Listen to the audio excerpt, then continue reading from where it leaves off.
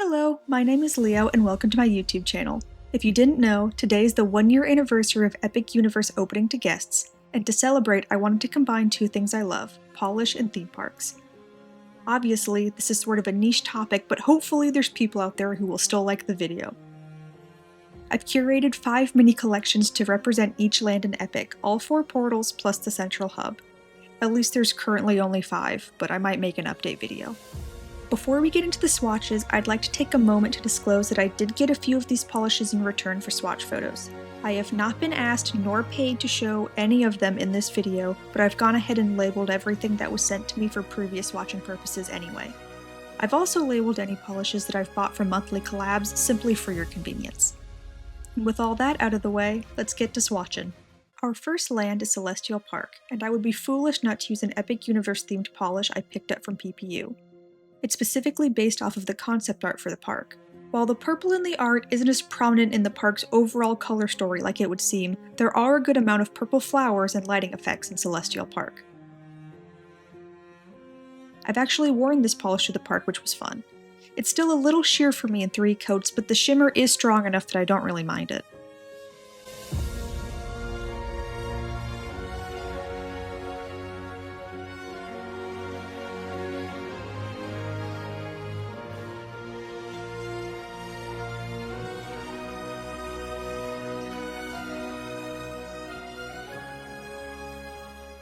The main color used for the park, and specifically in Celestial Park, is a very specific shade of teal that I did my best to color match. It's kind of a hard color to pin down, and you'll notice that in a lot of photos it'll look very different depending on who's editing it. I think Bog Dweller is the closest I have, since it can look a little more warm or cool depending on the magnetization. This teal color is referenced in every other portal in the park. It's really interesting how the main color story weaves its way through these other specific areas. I think it's most noticeable in Potter, which you'll see later. Of course I have to have a gold polish for Celestial Park too. I chose Coin Toss because it's a more nuanced gold color, it's not particularly yellow or orange. There's a few different shades of gold that are used as the main accent colors in Celestial Park. You'll find gold on both the buildings themselves and the fixtures within, including on this column inside the Oakenstar Tavern. There's also a possum, which is why I took the photo in the first place.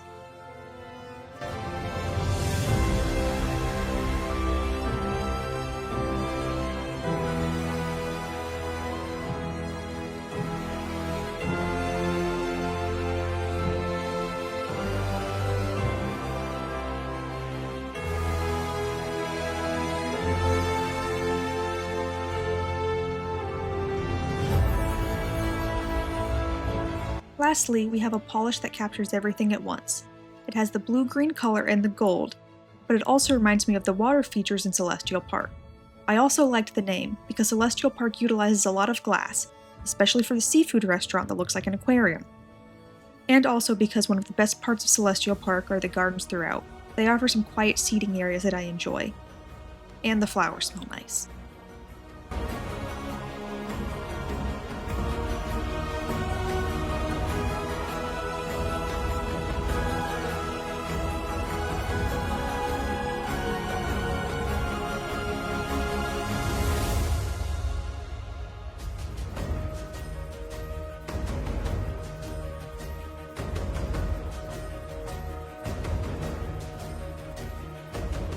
The next land is Mario. This is our first portal. This was one of the harder lands to decide on colors for, because I tried to not base my polishes on specific characters for the most part. I wanted to be more focused on the color stories of the actual land itself. However, with Mario this is a little difficult, because the colors of the world are so directly influenced by the characters. So, we have a lovely bright red color to start us off. Obviously, this is Mario's signature color, but it's prominent throughout the land as a whole, from the plants and the mushrooms to the literal building blocks of the land. Something about this polish really spoke to me. The light green is reminiscent of Yoshi, and with the multiple colored Yoshis you can ride in Yoshi's Adventure. It also reminds me of little Bowser Jr., who I love, and his mini game area which is covered in paint. There's also something with the Flakies that reminds me of the Mario Party games, maybe it's confetti or something, I don't know. But I do believe the Mario Party soundtrack is included in the background music of the area though.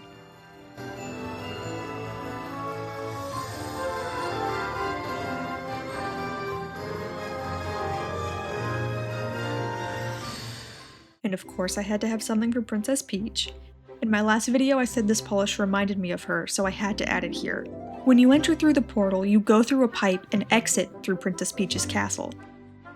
The stained glass work here at the front of the castle and in the gift shop outside of the land are some of my favorite parts of the area.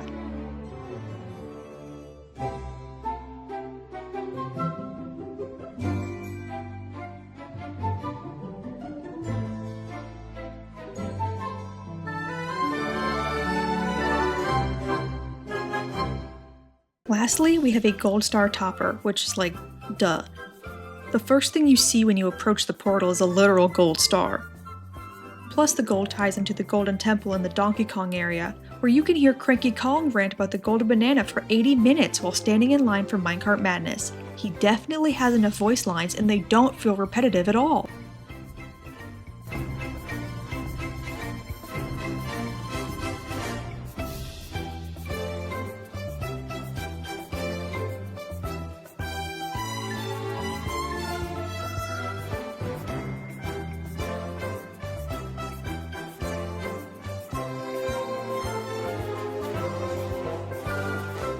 Moving on to our next portal, we're starting off with another perfectly themed polish. It's themed to Victoria Frankenstein, and I think it captures her color story really well. Purple is used throughout the land quite a bit, and so is electric blue. Since this portal lands in sort of an alternate time, there's a mix of historical and modern science.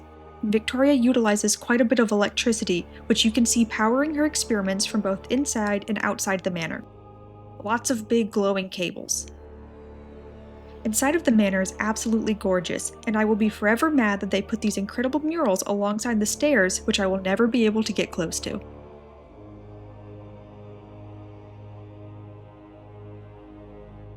Next we have a brown polish with some hollow elements to represent the werewolf area of Darkmoor.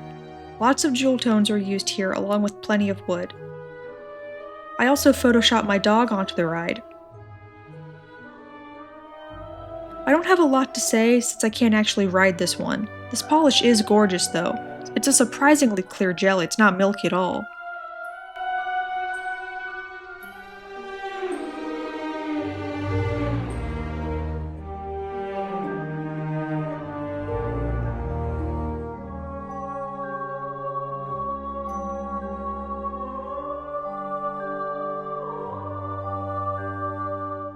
Next up, we have a polish to represent Burning Blade. I wanted to use a polish that felt lit from within and ended up with Salamandra, which is perfect. Even inside the building, you can see the wood smoldering on the ceiling, and there are these distressed areas with glowing light. You'll love to see some good ceiling language. I also found this photo where my wife happened to be working that day. Also, I'm going to forever miss these cheese bites. They literally just discontinued them. R.I.P. Pimento Cheese Coal Bites. You will be in my heart forever.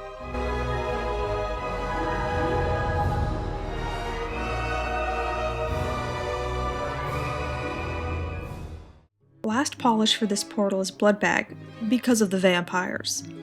I've included some glorious photos of Das Steakhouse, which does not serve steak. This place even has an SNL skit parodying it. The statues inside are awesome though. They're meant to be traitors vampires who have been killed and are now displayed inside the restaurant. Cool! And then outside is my favorite character in the park. She's so cool. She doesn't have a name that's known publicly. She has mole teeth and hands. She's my best friend. And she has a sleigh red dress to match the polish. Hell yeah! Also, while we're talking about Das, I wanted to use this photo to illustrate a wonderful piece of environmental storytelling within the land. The different types and layers of stone here are meant to represent how the village of Darkmoor has been historically under attack, both by outsiders and from within, and there is a constant need to rebuild.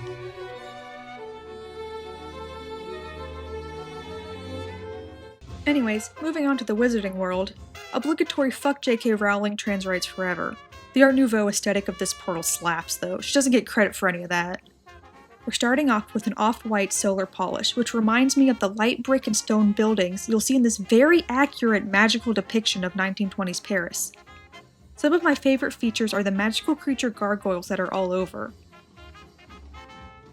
And this little mushroom guy.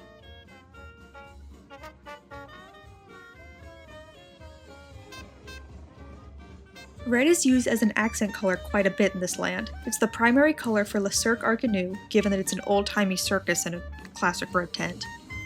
Genuinely love this cue, by the way. It reminds me of the Dr. Oddfellow house at HHN a few years back. I also love this music player and the song that comes out of it, and how also there's a speaker on each side, so you get this really cool audio experience as you wind around it. So good. As I said before, the Wizarding World takes quite a lot of color cues from Celestial Park, given that it also utilizes a lot of white, gold, and almost the exact same shade of teal throughout the land. I find that the teal here is a little more grayed out though, so I went with Sagebrush to represent it. I think the gray tones also lend itself to representing the Mooncalf animatronic quite well.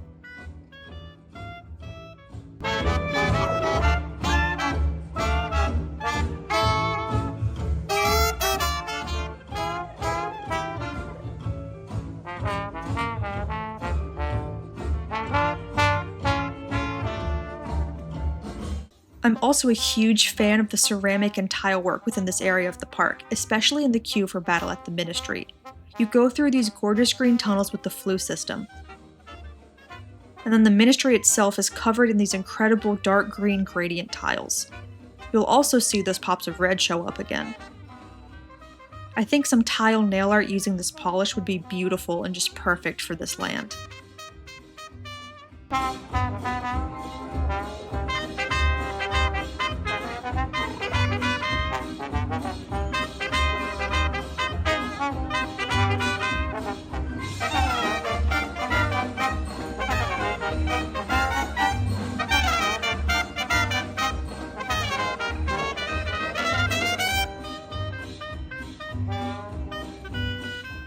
Last but certainly not least is BERK, which is the best portal 100%. It won an award for a reason, okay? I also think it has one of the most memorable and well-rounded color schemes, even though no one cares about those things except for me. Despite being a Viking village, this land is full of color and it utilizes it so well. This Lacquistry polish also has a ton of colors in it, all of which I see in BERK. Lots of warm greens, orange, reds and magentas, all of it. The texture is even reminiscent of dragon scales, which is just a bonus. I know I said I was trying not to do polishes based on just characters, but Toothless literally launches you on a coaster, so he gets a pass. The Toothless meet and greet is also kind of right in the middle of the land, so he feels very incorporated. This polish also has these bright green flakes that match both his eyes and the green color seen throughout other areas of the land, so, I mean, how could I not, right?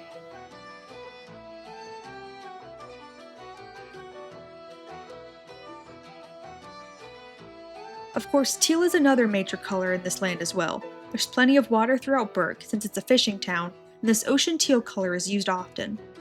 Of course, it's the color of the water itself in the fire drill boat ride, but it's also used on multiple buildings and benches throughout the area. This flaky also includes some black flakes, just to call back to Toothless a little bit.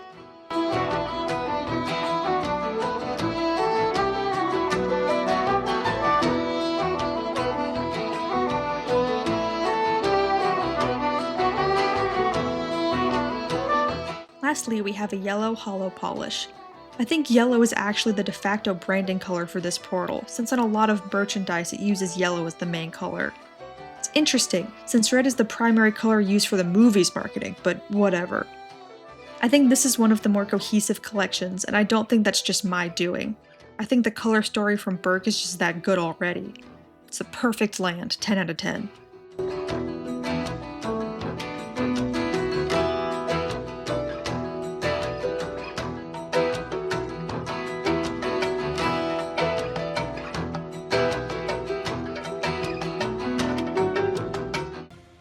If you stayed to the end of the video, thank you so much. I'm recording this literally at 9 p.m. I'm editing it immediately after this, and then putting it up to get it done on the correct date. Like, this has to go out on the anniversary. So if I sound bizarre, it's because I'm doing like 1 or 2 takes, that's it. I don't care. It has to be today. I can't Animal Crossing time travel this shit. It's gotta happen now. So thank you if you cared about any of the stuff I'm talking about, because it's very, very niche. But hopefully you enjoy the polish, which is probably why you're watching. It's all great polish. Sorry I did it on plastic swatch sticks. I just do not have the time to do a normal swatch video right now. There's a lot of other stuff going on. It's graduation time. There's many a collection coming out right now. I have lots of swatching to do. This was just important. I needed to do it this year. I did it in a way I knew I could get it done. So there we go. Thank you so much for watching. Bye bye.